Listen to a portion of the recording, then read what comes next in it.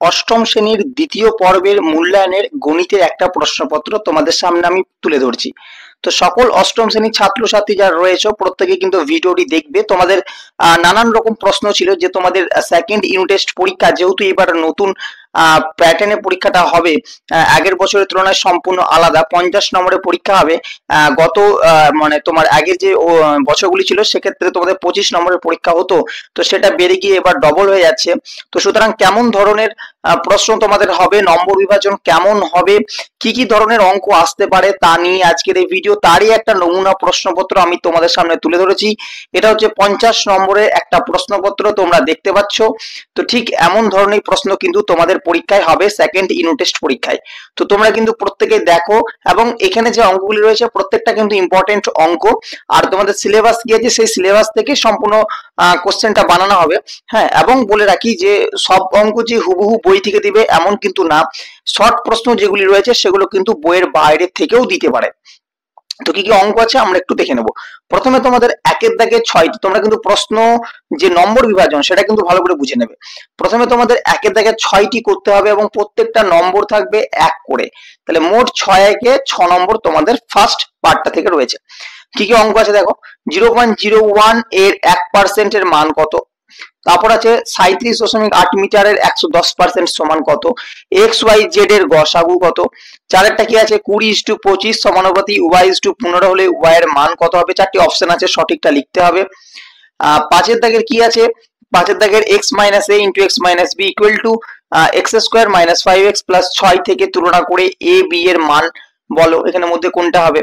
6 নম্বর প্রশ্ন হচ্ছে একটি সমকোণী সমদ্বিবাহু ত্রিভুজের প্রতিটি কোণের মান লেখো। তবে এটুকু শিওর বলছি যে তোমরা যদি টেক্সট বইটাকে খুঁটিয়ে ভালোভাবে পড়ো তাহলেই কিন্তু হয়ে যাবে। তুমি উদাহরণের এবং এক্সারসাইজের মানে অনুশীলনী যে অঙ্কগুলো রয়েছে প্রত্যেকটা অঙ্ক যদি সঠিকভাবে ভালোভাবে বুঝে করো তাহলে তুমি কিন্তু শর্টবট সবই পারবে, কোনো অসুবিধা হবে না। 7 নম্বর হচ্ছে এ সমান্তরাল যদি সিডি হয় তবে x comma y equal to কি হবে, মানে এক্স আর ওয়াই দুটো মান কত হবে? ঠিক আছে, তো এক্ষেত্রে ছবিটা এখানে দেওয়া আছে, দেখে নেবে। আচ্ছা, তোমরা চাইলে স্ক্রিনশট নিয়ে নিতে পারো। 2 নম্বরে দেখো আছে 2 এর দাগে যেটা থাকবে তোমাদের উৎপাদকের বিশ্লেষণ সেই অধ্যায়টি থেকে থাকবে, নম্বর থাকবে 3। ঠিক আছে, নম্বর থাকবে 3, ভালো করে দেখে নাও, খাতায় কিন্তু লিখে নিতে পারো। তো দেখতে পাচ্ছ দুটো উৎপাদকের বিশ্লেষণ কি কি রয়েছে, একটা 1 - 5x - 36x স্কয়ার অথবা a - b তার whole square -5a + 4ab - 5b + 6।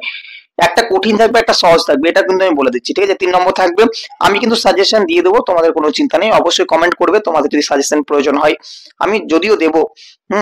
3 এর দাগের আছে সরল করো। সরল করো দুটো রয়েছে এক্ষেত্রে, তো একটা দুটার মধ্যে যে কোনো একটা করতে হবে। এক্ষেত্রে মোট নম্বর বরাদ্দ রয়েছে 3 নম্বর।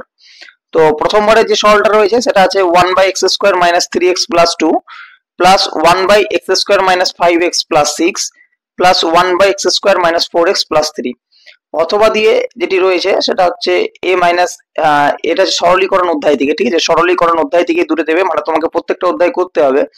তো সেই অধ্যায়ের অঙ্ক থেকে ওই অধ্যায়ের অঙ্কই অপশনে থাকবে। তো অথবা দিয়ে যে অঙ্কটি রয়েছে সরলীকরণের সেটা হচ্ছে যে a/y plus b/b - y plus c/c - y গোটাটাই বাই দিয়ে 3/y minus 1/y minus 1 minus 1/y minus b minus 1/y minus c। এই প্রশ্নটা হচ্ছে তোমাদের উদাহরণের। ঠিক আছে, এই টাইপের দেখবে একটা অনুশীলনী তো আছে, একটা উদাহরণ আছে, তো দুটি অঙ্ক কিন্তু ভালো করে রাখবে কারণ দুটোর মধ্যে একটা দেয়।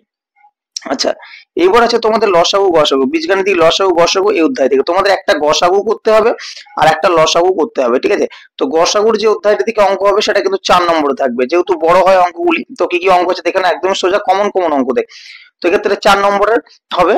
আর লসাগু যেটা আছে সেটাও কিন্তু করতে হবে। তো এক্ষেত্রে তোমাদের একটা দুটো লসাগু দিবে, তার মধ্যে যে কোনো একটা করতে হবে। ঠিক আছে, নিচে দেখো একটা লসাগু রয়েছে, উপরে একটা লসাগু রয়েছে, মানে এটা একটা লসাগু এটা একটা লসাগু। ঠিক আছে, লসাগু বই থেকে দেওয়া হবে, এগুলো বইয়ের বাইরে দেওয়া হবে না। তো এগুলো নম্বর থাকছে তোমাদের 4 করে। মানে লসাগু গসাগু তোমাদের ভালো করে করতে হবে, যেখানে 4 করে কিন্তু দুটোতে মোট 8 নম্বর থাকবে।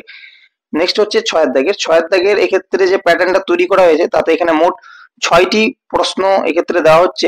1 2 3 4 5 6 মোট 6টি প্রশ্ন দেওয়া হচ্ছে।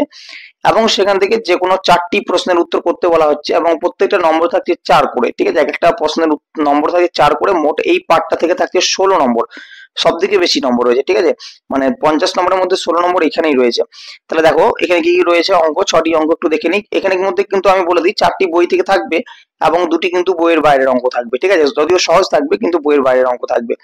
দেখে নাও এখানে প্রথমে শতকরা থেকে দিয়েছে যে সলিল বাবুর বেতন প্রথমে 20% বৃদ্ধি পেয়ে পরে 20% হ্রাস পেলে সলিল বাবুর বেতন শতকরা কত পরিবর্তন হলো, একদমই সহজ অঙ্ক।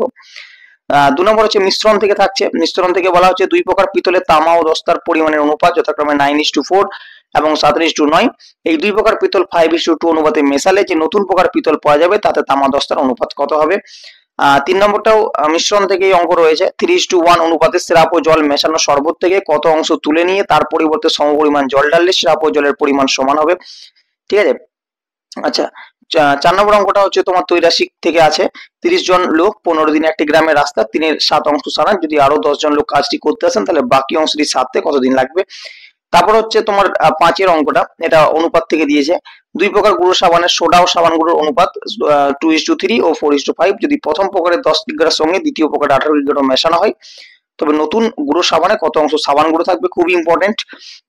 তারপর সময় কার্য থেকে অঙ্ক রয়েছে এক্ষেত্রে। একটি কাজ মেরি ডেভিড একা যথাক্রমে 10 দিন 15 দিনে করতে পারে। প্রথমে মেরি একা 4 দিনে ও পরে ডেভিড একা 5 দিনে কাজটা করে যায়।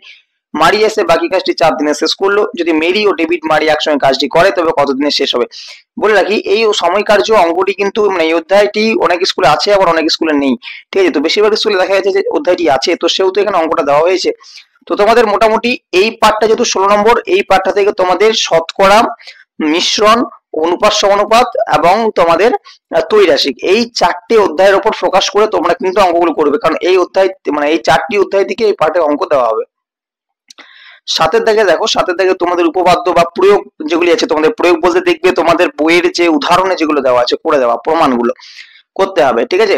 এখানে দেখো তোমাদের 2টি করতে হবে, মোট 4 নম্বরটা থাকছে এক একটা, মোট 8 নম্বর। 7-এর দাগের 1-এরটা আছে, 2-এর আছে। 7-এর দাগের 1-এরটা আছে দেখো, আর এই দুই যে আমি যে দুটো দিয়েছি না এগুলোর মধ্যে একটা পড়ে যাবে আশা করি পরীক্ষাতে।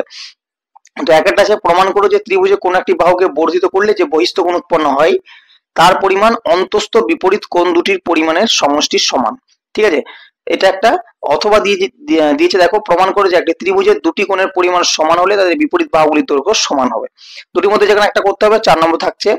2-এর দাগেরটা রয়েছে দেখো প্রমাণ করে একটি ত্রিভুজের দুটি বাহুর দৈর্ঘ্য পরস্পর অসমান হলে বৃহত্তর বাহুর বিপরীত কোণের পরিমাণ ক্ষুদ্রতর বাহুর বিপরীত কোণের পরিমাণ অপেক্ষা বৃহত্তর হবে। অথবা দিয়ে আছে একটি ত্রিভুজের 3টি কোণের পরিমাণের সমষ্টি 2 সমকোণ বা 180 ডিগ্রি প্রমাণ করতে হবে। তাহলে দুটি তোমাদের উপপাদ্য রয়েছে, নম্বর থাকছে 4 করে। তারপর তোমাদের রয়েছে প্রয়োগ প্রমাণ, ঠিক আছে। এগুলো তোমরা বইয়ের উদাহরণে পেয়ে যাবে। কি দিয়েছে, এবিসি ত্রিভুজ এবিসি এর অন্তস্থ একটি বিন্দু প্রমাণ করো কোণ বিওসি গ্রেটার দেন বিএসি। এগুলো কিন্তু 3 নম্বর করে থাকছে প্রয়োগগুলো, দুটো করতে হবে, মোট 6 নম্বর। অথবা দিয়ে দেখো একটা অঙ্ক রয়েছে বইয়েরই অঙ্ক কিন্তু, ঠিক আছে। উদাহরণ থাকবে নয়তো তোমাদের অনুশীলন থাকবে, দুটোই কিন্তু করতে হবে। যথারীতি কিন্তু কঠিন প্রশ্ন, ঠিক আছে। মানে কঠিন, তোমাদের কঠিন বলতে কি তোমাকে কিন্তু সময় নিয়ে করতে হবে, কারণ অঙ্কর পরিমাণটা অনেক বেশি। আর 2-এর দিকে দেখো একটা রয়েছে, একটা তোমাকে অঙ্ক দিয়েছে নরমালি, এটা তোমার উদাহরণে দেওয়া আছে, বা তোমার অনুশীলনীতে দেওয়া আছে, সেখানে করতে হবে। আর তারপরেও একটা অনুশীলনী অঙ্ক দেওয়া আছে, করতে হবে। তোমার অঙ্ক দিতে পারে এই জায়গাটা, প্রয়োগও দিতে পারে, ঠিক আছে।